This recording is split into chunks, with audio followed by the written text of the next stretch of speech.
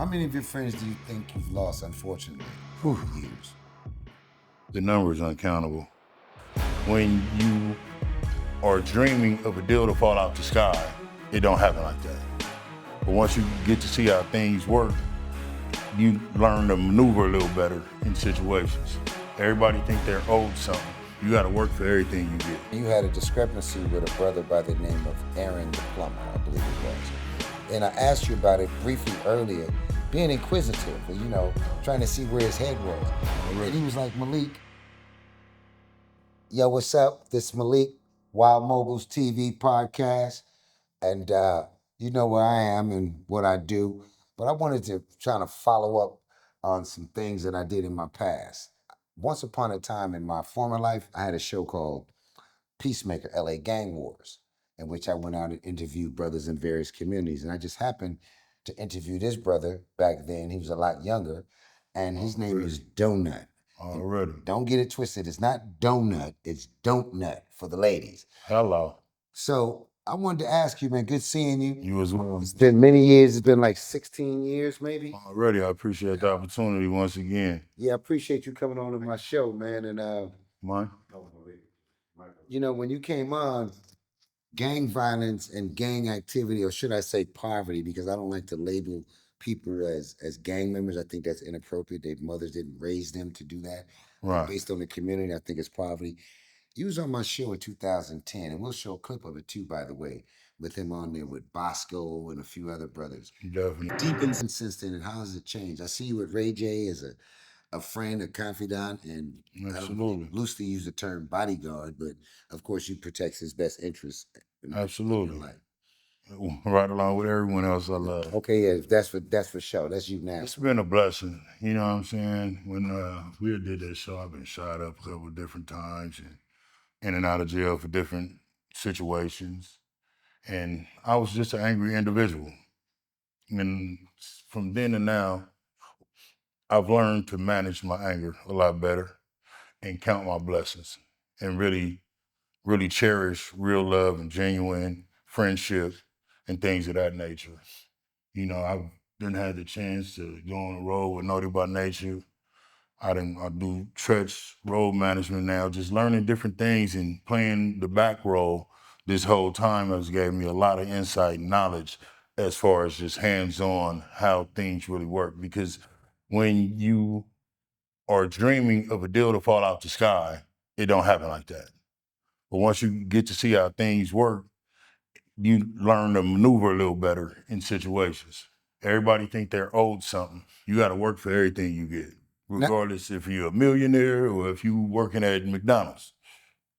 Now you indicated that you've made a transition into Hollywood, and you also have an album coming out. Correct. Tell me about that. And what's the name of it? It's called Pay Me in Gold. It's gonna be a double album.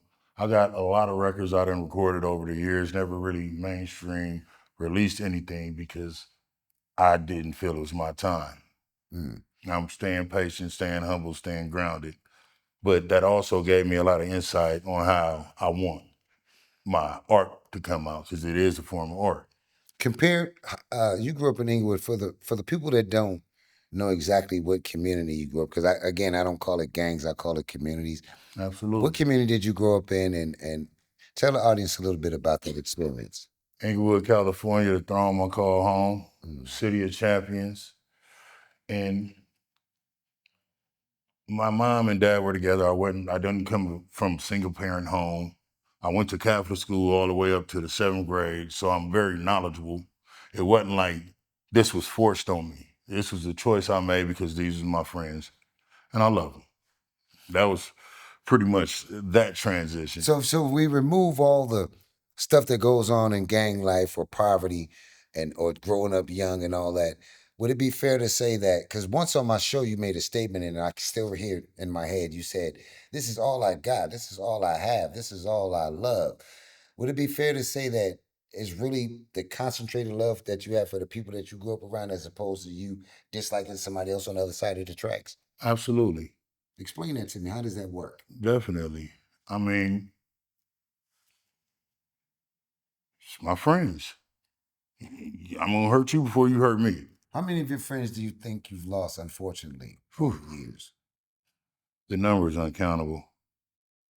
What would you do now differently with them in the event that we was able to have a crystal ball to see where that took us along the way? What would you tell them? Because back when you was growing up, everybody was on one accord as far Right. as what we gonna do is destruction or act like young people do.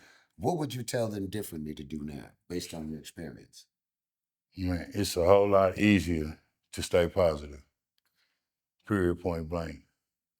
Just like the Willie Lynch letter said, it'll be in power for 400 years, maybe even 4,000, if they use it correctly. And they've been using it correctly, using color, creed, the dozens, all of that shit in the black community to hold us down and keep us down. Like, I done had the most fun in my life with nothing in my pocket. That was the most enjoyable times, the most loving times. Because like the homie said, like when you got the bread, then you have a lot of other responsibilities. Some that aren't even yours. That shit is Because wild. everything is on you, basically. Exactly. Right. And then money, Exactly. you guys stated that money don't change much as far as everywhere you go, taking yourself with you and your experiences in life. Tell me a little bit about that because you went from Inglewood having a great family to being successful, but also being a part of what they consider a blood gang, which I consider just a group of young men that's growing up in poverty, and not just poverty in the sense of being poor, but the circumstances that's based on our education and all that other stuff, man. How does that work? Because earlier you talked about an organization or something that you guys are trying to start that's positive. Absolutely. Tell me about that. Gang up, which is God's angels never give up. Because quote unquote gang members or Bloods or even Crips or we're always looked at in a negative light. They don't look at us in the positive things we have done or our real aspirations and things that we really want to accomplish. You see what I'm saying? Because like you said, I'm not a mean guy, Now, not by not to stretch your but when you imagination. see a turtle poke a bear, you better leave me the fuck alone. 'Cause I don't go fucking with nobody I don't expect to get fucked with. Leave me the fuck alone. Stay in your lane. Stop merging. Once you hear the do do do do do, get off, nigga. Please and thank you kindly. And that's just how I'm gonna be for the rest of my life because everybody that love died a violent death. So me dying a violent death is not a worry of mine, if that makes any sense to you. Yeah, it do. And I was going to say, it makes sense because in some of our prior conversations, although you are blood from Inglewood, well respected along with the other brothers over there, Already. you've always expressed a desire and not an admiration, but a respect for the brothers on the other side of the tracks that I need not to mention their community. But you've never Already. came off as like this braggadocious, hateful type, like fuck them dudes over there. Why is that, man? Because you could very easily say that like if they was to say it about you. Why are you like that? That's just how I move. I mean, That's even in the that's heart of the all. wars when I interviewed you, you never really came off like, it's just about us and fuck them niggas over there and all that.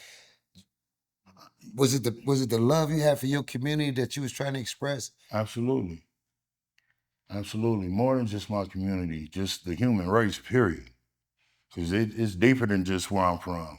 Like, people say certain shit in America and ain't never looked at a third world country Mm. where it's bad, bad.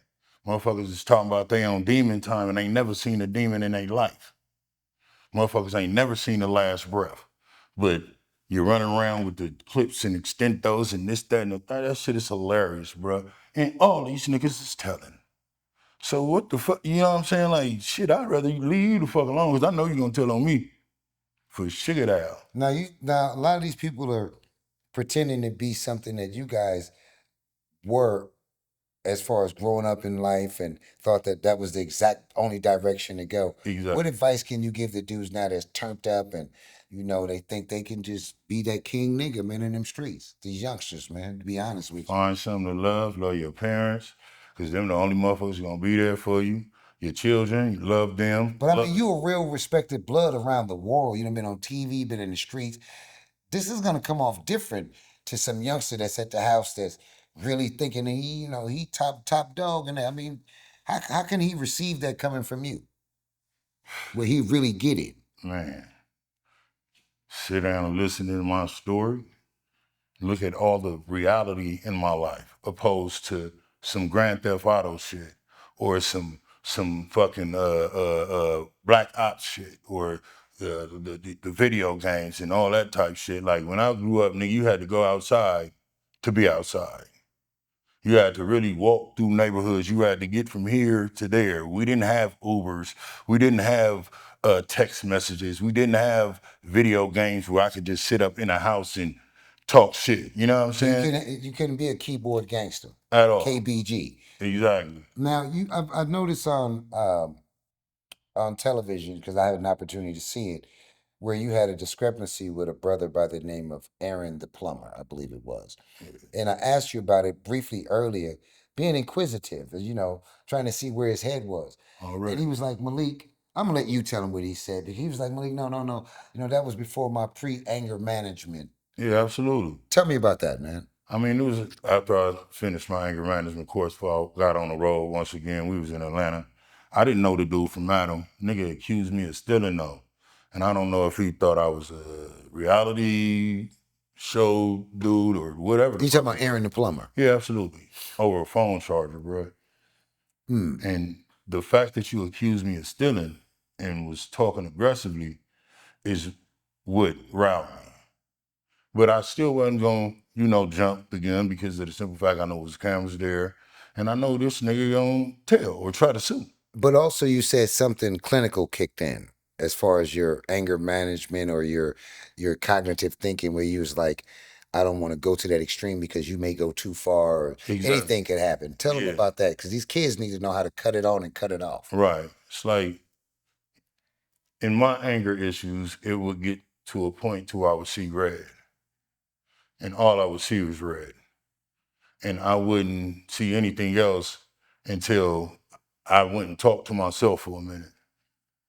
And sometimes I might end up in jail when I can't, you know what I'm saying? When I came back. Not to cut your wisdom, so no pun intended, because I know you represent the Red Star. So you're saying that when your anger got to a certain level, it was almost Fahrenheit level, where you literally could see just red, like meaning blanked out? Yeah, exactly. And it wasn't even because I'm a blood. It's just my adrenaline, my blood pressure, I know it's through the roof. I'm angry at this point. This is why I try to avoid from getting angry. So how's that help you so far after coming through 20, 30 years of watching your friends die and other people get hurt in this game? And Paying homage to the Almighty, thanking Him for another day, believing that it's something better after here. This can't be it. It's got to be more. This can't be us at all. Just in trying to do better for my family, the people that really do care about me out here, the ones that I would really be hurting. And at this point, I'd lost my brother, my nephew, then my brother, and then my little cousin, all within the last year and a half. And at this point now, I'm the yeah, the matriarch. the matriarch of my family. I believe that's the correct term, right? Matriarch? I think it's The patriarch. Yeah, the patriarch. Exactly. My sister's the matriarch. My Matriarch. older sister's the We matriarch. stand to be corrected because we went to public schools, but we're on course still. Well, yeah, so now I'm, the matriarch of my family, and I have tons of nieces and nephews. I got my son. I have to be there to be the glue for my foundation and my parents' offspring and my immediate family. So being the patriot of your family at this point is an obligation that you inherited it correctly because of all the unfortunate loss that you've taken Exactly. in your family and in the streets. That's a great sacrifice to be able to come to that knowledge of self now. Do you wish, because everything happens in time, on time, all the time, nothing happens coincidentally. Right. Do you wish you had this type of self-control back when you was forced into this game in the streets? Absolutely. I mean, like saying for an example, I just would have made better decisions. That's what I'm trying to say. I would have made a lot better decisions because everything that I thought was something was all a facade. It was all a smokescreen. And it doesn't pay to give your love to hate, if that makes any sense. That makes a lot of dollars and Because cents. when you give your love to hate, you end up making bad decisions.